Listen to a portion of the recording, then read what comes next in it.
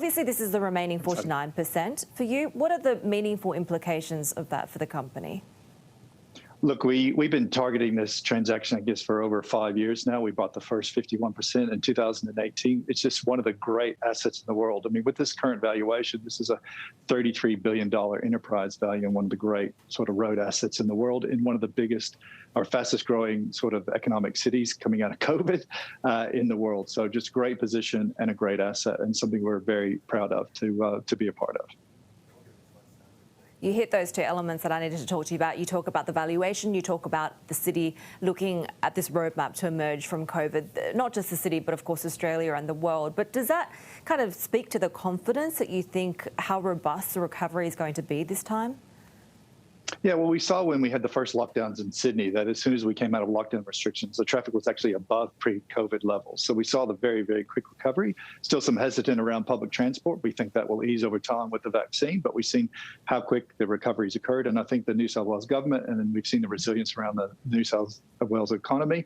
And even if you look at unemployment in Australia, it's 4.5%. So, you know, there's things to be done. Yes, we've taken a hit. Yes, there'll be a time to recover, but we're buying these assets for over a 40-year period. And you look at the long-term growth in a market like Sydney, it's just one of the great places to do business.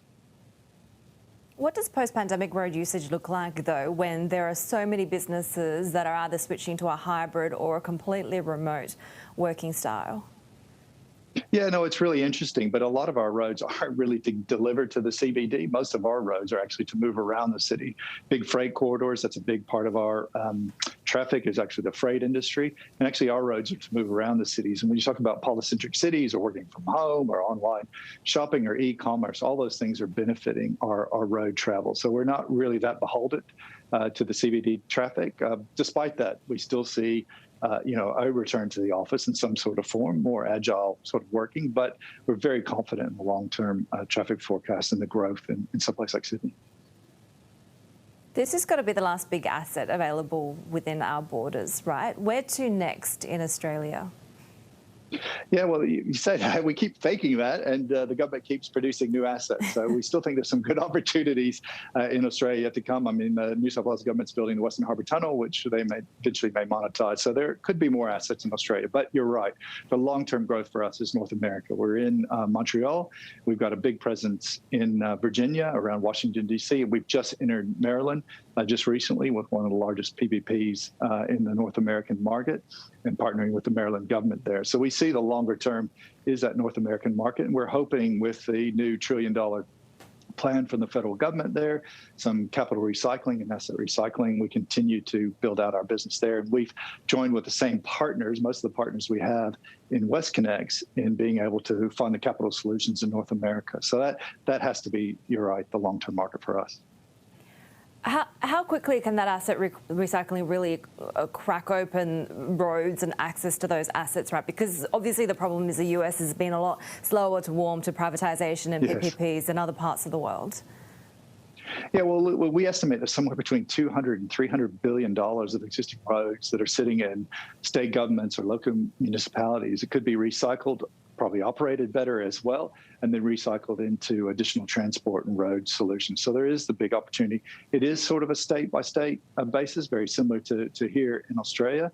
And we're looking for those big metropolitan areas like around Washington, D.C., or something like Miami or Dallas-Fort Worth or Denver, where you see those big sort of networks. So it really is about the states, and we've seen a lot of them introduce additional legislation and additional incentives to start down this path. So we're hopeful. It has been a long time coming.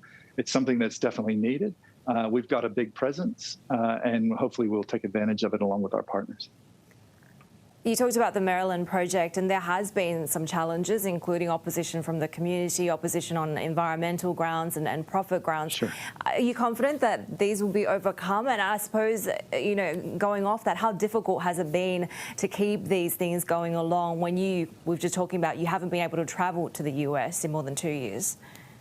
Yeah, and unfortunately, because of COVID restrictions, I haven't been to the U.S., and so we've been doing it all remotely, but the team in the U.S. has done a great job. Look, big infrastructure is just hard. It's hard. It takes a long time, and we do everything we can to work with the community, and particularly in Maryland, we're doing things to help the water and the environment there.